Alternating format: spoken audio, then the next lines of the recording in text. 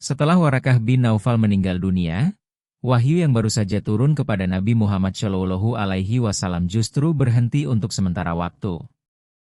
Ini bagian kedua dari pembahasan hadits ketiga Sahih Bukhari, tentang periode yang oleh para ulama disebut fatrah, masa jeda sebelum wahyu turun kembali.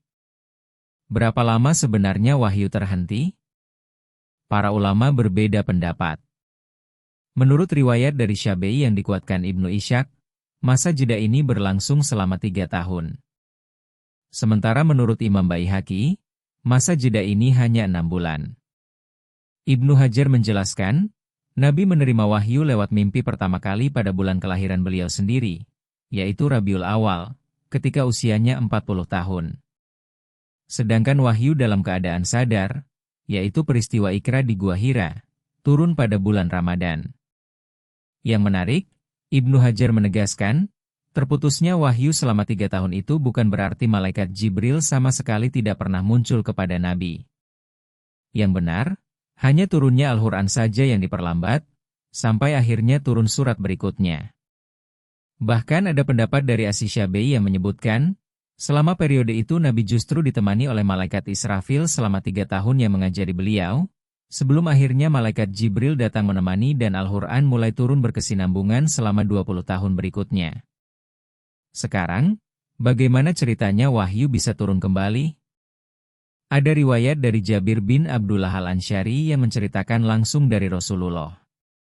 Kata beliau, pada suatu hari ketika aku sedang berjalan-jalan, tiba-tiba aku mendengar suara dari langit. Aku angkat pandanganku ke arah suara itu, dan ternyata malaikat yang pernah datang kepadaku di Gua Hira dulu sedang duduk di atas kursi, di antara langit dan bumi. Aku sangat terkejut melihatnya, sampai aku pulang dan berkata kepada Khadijah, selimuti aku, selimuti aku. Tepat saat itulah Allah menurunkan ayat, wahai orang yang berselimut, bangunlah, lalu berilah peringatan, agungkanlah Tuhanmu, bersihkanlah pakaianmu, dan jauhilah berhala. Sejak saat itu, wahyu mulai turun terus-menerus tanpa henti lagi. Ibnu Hajar menjelaskan makna setiap kalimat dalam ayat ini. Perintah agungkanlah Tuhanmu berarti perintah untuk mengesahkan dan membesarkan Allah di atas segala-galanya. Perintah bersihkanlah pakaianmu. Menurut sebagian ulama, tidak hanya berarti kebersihan fisik semata, tapi juga bisa dimaknai membersihkan jiwa dari perangai buruk dan sifat tercela. Sedangkan perintah jauhilah berhala, secara bahasa kata yang dipakai berasal dari akar kata yang berarti siksaan, karena berhala pada akhirnya akan menjerumuskan penyembahnya ke dalam siksa Allah. Ibnu Hajar juga menambahkan catatan menarik soal percakapan Nabi dengan malaikat di Gua Hira sebelumnya. Ketika Nabi menjawab aku tidak bisa membaca sampai 3 kali, sebagian ulama menjelaskan bahwa jawaban itu punya makna berbeda tiap kali diucapkan.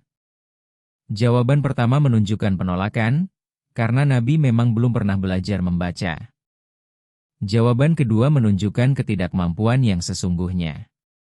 Sedangkan jawaban ketiga sudah berubah jadi pertanyaan, seolah Nabi bertanya, apa sebenarnya yang harus aku baca? Perubahan makna inilah yang akhirnya dijawab tuntas oleh malaikat dengan menyebutkan kalimat lengkap, bacalah dengan nama Tuhanmu yang menciptakan. Momen ini menjadi titik balik yang sangat penting. Kalau sebelumnya Nabi hanya menerima wahyu untuk dirinya sendiri, sejak ayat ini turun, beliau resmi diperintahkan untuk mulai berdakwah dan menyampaikan peringatan kepada orang lain. Jadi, periode fatrah yang terasa berat dan menegangkan itu, ternyata jadi persiapan sebelum tugas besar dakwah benar-benar dimulai.